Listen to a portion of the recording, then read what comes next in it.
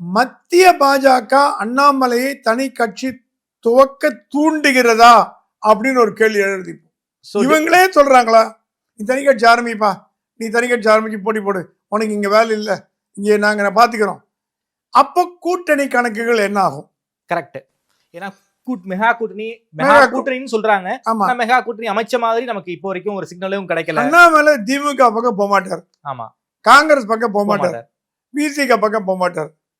அவர் போறதா இருந்தா போகக்கூடிய ஒரே இடம் விஜயா தான் இருக்கும். ஏன்னா விஜய், மோடி, பிஜேபி, பாசிசம் அப்படின்னு ஒரு ஆர்குமெண்ட் பண்ணார்.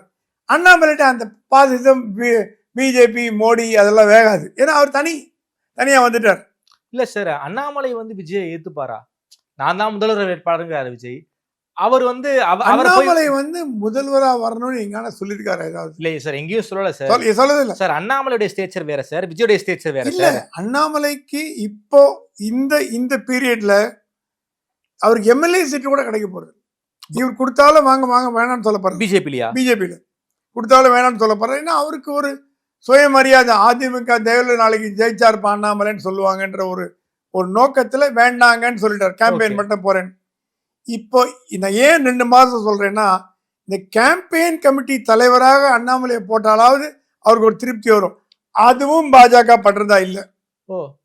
அப்ப கேம்பெயின் கமிட்டி கூட பண்ணாம, கேம்பெயின் கமிட்டி விடுங்க சார், இன்னும் கூட்டணியே பெருசா ஃபார்ம் பண்ணலையே சார். கூட்டணி ஃபார்ம் பண்ணல. நான் என்ன கேட்கிறேன், இந்த கூட்டணி அண்ணாமலை தலைமையில் இந்த கூட்டணி அமைஞ்சிருந்தாலும் இன்னும் வலுவா இருந்திருக்கும்ல. இப்ப அண்ணாமலை சொல்றார், எடப்பாடி தான் அடுத்த முதலமைச்சர், அதிமுக தான் பிரதான கட்சி. அது என்ன காரணம்னு தெரியாது. மேபி அவர் என்ன நினைக்கிறார், டெல்லி முடிவு பண்ணியாச்சு, நம்ம ஃபாலோ பண்ணோம். we are all disciples of Delhi. அந்த முடிவு அப்போ அவர் எடுத்திருந்தார்னா தலைவராக இருந்திருப்பார், ஸ்ட்ராங்காகவும் இருக்கும், கட்சியும் ஸ்ட்ராங்காகவும் இருந்திருக்கும், அதிமுக அணியும் நீங்க ஒற்றுமையா போயிருக்கலாம். அந்த இடத்துல தான் இடிக்குது. ஏன் அப்ப சொல்லாம இப்ப சொல்றாரு அண்ணாமலை அப்படிங்கிறது அந்த கேள்விக்கு பதில் இல்லை. நானும் நிறைய அரசியல் தலைவர்களை கேட்டு பார்த்துட்டேன், என்னங்க காரணம்னு. அவங்க சொல்றது என்னன்னா, டெல்லி எடுத்த முடிவு ஃபாலோ பண்ணாருங்க. அப்பயே ஃபாலோ பண்ணிருக்கலாமே.